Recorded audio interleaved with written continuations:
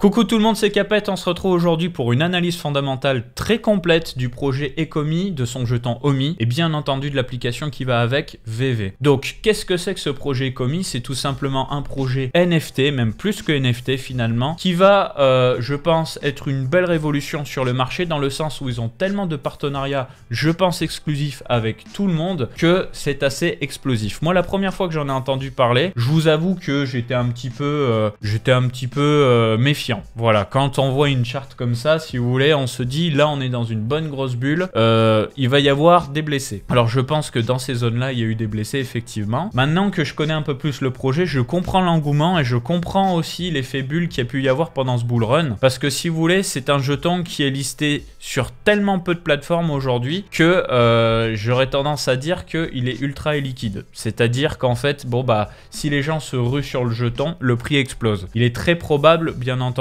que le jeton soit listé sur des grosses plateformes de type Binance, Kraken, etc. dans le futur. Mais justement, avant ça, ce que j'aimerais, c'est qu'on s'intéresse au projet. Donc c'est un projet qui a fait plein de partenariats, comme je vous ai dit. En quoi ça consiste? Si vous voulez, donc, ils ont des partenariats avec tout le monde. Du Marvel, du DC Universe, du Nintendo, Cartoon Network, on a Warner Bros. Bref, je vais pas vous citer tous les noms, mais c'est vraiment impressionnant le nombre de partenariats qu'ils ont signés. Et leur but, en fait, c'est de tokeniser des personnages en 2D et en 3D de tous ces univers, tout simplement. Donc on va faire un point sur l'application juste après, juste pour vous expliquer. En gros, le but c'est quoi? C'est de dire, bon bah voilà, aujourd'hui on est de plus en plus au numérique, on le voit avec le secteur du jeu vidéo, avec des business models entiers qui sont fondés sur le numérique et sur des skins in-game, on le voit sur Counter-Strike, League of Legends, etc. Là, le but c'est pareil, c'est de faire non plus des figurines physiques, mais de faire des figurines virtuelles avec certains niveaux de rareté, et bien entendu, en fonction des niveaux de rareté, sur ces figurines, différents niveaux de prix. Donc on va considérer qu'il y a trois sortes de monnaies par rapport à cet écosystème. Il y a le jeton Omi Ecomi,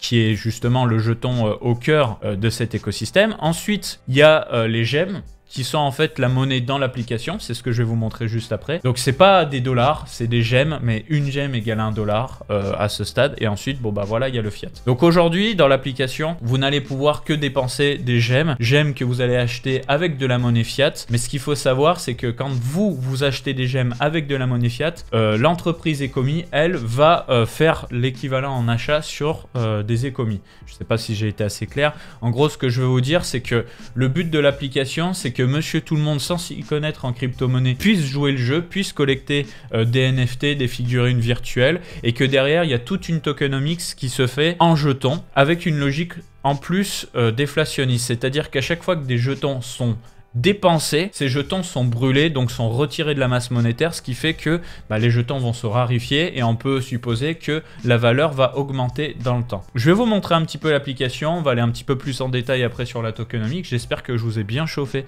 sur cette introduction. Franchement, il y en a sous le capot, je trouve.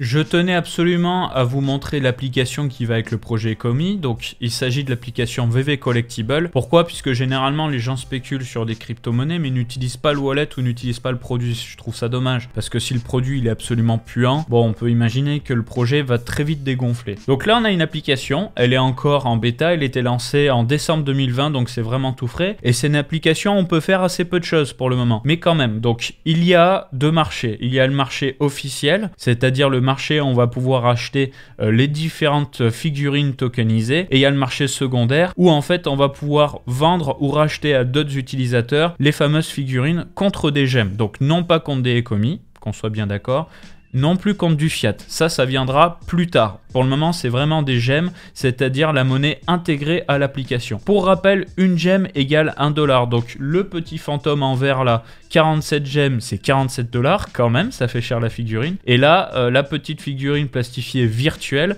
c'est 412 gemmes, donc c'est $412. On va regarder par exemple cette jolie voiture de Ghostbusters et on va regarder sa fiche technique. Donc déjà, il y a plusieurs informations intéressantes. On peut voir déjà qu'il y a de l'interaction, il y a des likes, il y a des commentaires, beaucoup de spam, mais les gens sont à fond. Ça, je trouve ça intéressant de savoir quand même que les gens jouent le jeu et sont à fond sur l'application. Ça veut dire que c'est pas une application fantôme. Comme dit, une gemme égale $1. Regardez, si j'essaie d'acheter bah ça pique très très fort, hein, qu'on se le dise, voilà. Mais il y a quand même des acheteurs, puisque visiblement des gens sont prêts à spéculer sur des figurines de collection virtuelles au même titre que des figurines de collection réelles. Donc il se passe encore une fois quelque chose sur les NFT. Et ensuite, on a toute la fiche technique de cet objet qui est vendu par ici Big Super McNasty, avec l'édition, donc le matricule unique de l'objet, puisque dans Non-Fungible Token, il y a Non-Fungible, c'est-à-dire que chaque objet est unique, ce qui peut expliquer la rareté. Et après, toutes les petites informations comme le niveau de rareté, ultra rare, etc., etc. La licence, tout ça. Vous pouvez ensuite consulter l'objet avec le bouton lecture. Je vous le dis, c'est quand même un peu lent, hein. Je suis sur un iPhone 12 Pro Max, donc j'ai un des téléphones les plus puissants du marché, une bonne fibre, ça met quand même un peu de temps à charger, voilà.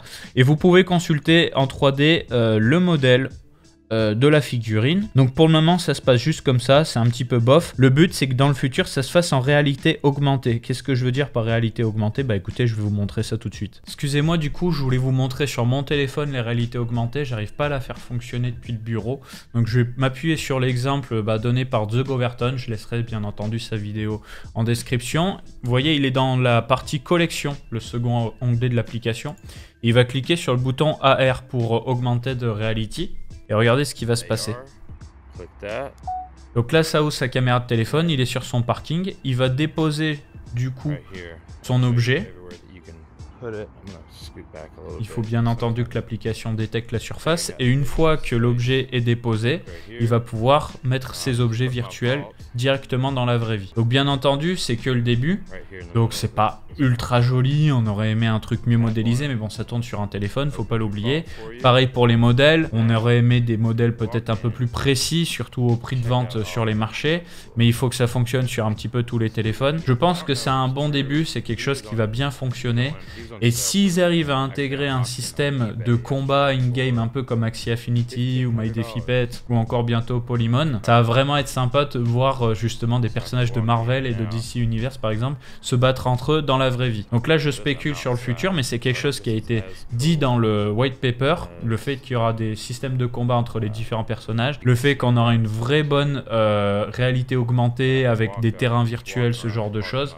Donc ça prononce que du bon pour la suite de l'aventure Ecomi. J'aimerais terminer cette vidéo sur deux petits détails qui pour moi font pas mal la diff aussi vis-à-vis de ce projet Ecomi, en commençant par la tokenomics, c'est-à-dire l'économie de jetons. Qu'est-ce qui fait que spéculativement parlant, on va dire en tant qu'investisseur, ça peut nous intéresser? Eh bien déjà il y a une logique de burn, c'est-à-dire que quand une personne va acheter sur le marché principal ou secondaire de l'application des figurines virtuelles avec des gemmes, en fait ce qui va se passer c'est que Ecomi, l'entreprise de son côté, va acheter des Ecomi, va dépenser des Ecomi et va les brûler. Donc si ces jetons sont brûlés, détruits si vous préférez, ils sont retirés de la masse monétaire, donc il y a moins de jetons en circulation, donc le reste de jetons se raréfie et on peut supposer que la valeur augmente. C'est un petit peu la même logique que par exemple les exchanges Binance ou FTX qui vont racheter leurs propres jetons et qui vont les détruire pour pousser les gens à justement spéculer aussi sur les jetons. Ensuite il y a une logique de buyback and burn, donc là c'est pareil, Ecomi va tous les mois balancer une partie de ses profits pour aller acheter des jetons Ecomi sur les différentes bourses d'échange. Alors je me suis trompé, c'est pas du buyback and burn, c'est juste du buyback, c'est-à-dire qu'ils vont aller faire une pression acheteuse sur les bourses d'échange, sur le Ecomi. Donc forcément, plus de profit il y a sur la plateforme et plus ils vont aller acheter de jetons sur les différentes bourses d'échange. Et quand il y a une pression acheteuse, eh bien le prix augmente si jamais cette pression acheteuse est supérieure par rapport à la pression vendeuse. Dernière chose, c'est la conversion. Donc ça, c'est pas encore dispo, mais il sera possible de vendre des jetons, enfin pas des jetons, pardon, des figurines virtuelles directement contre des OMI. C'est là où ça va devenir de plus en plus intéressant. Aujourd'hui, il n'y a que les gemmes, mais pouvoir convertir ces OMI en gemmes ou ces gemmes en Ecomi, ça peut être vraiment sympa. Ça va encore plus de créer de flux financiers, on va dire, et faire évoluer l'application. Dernière chose, et ça c'est le point le plus important pour moi, aujourd'hui Ecomi n'est pas sur Ethereum, c'est un projet qui tourne sur la blockchain GoChain, qui n'est pas non plus une blockchain de ouf. En tout cas, le Blockchain Explorer, j'ai essayé de fouiller un petit peu la blockchain, ça m'a pas forcément plu, on va dire que c'est pas la folie quoi. Là, avec Immutable X, ils vont pouvoir faire une passation sur la blockchain Ethereum via une couche de niveau 2, c'est-à-dire que c'est pas natif à Ethereum, c'est une couche par-dessus Ethereum mais qui est interconnectée à Ethereum, un petit peu comme Polygon Matic par exemple. Et cette couche de niveau 2 a des frais quasiment nuls, avec une capacité transactionnelle de 9000 transactions par seconde.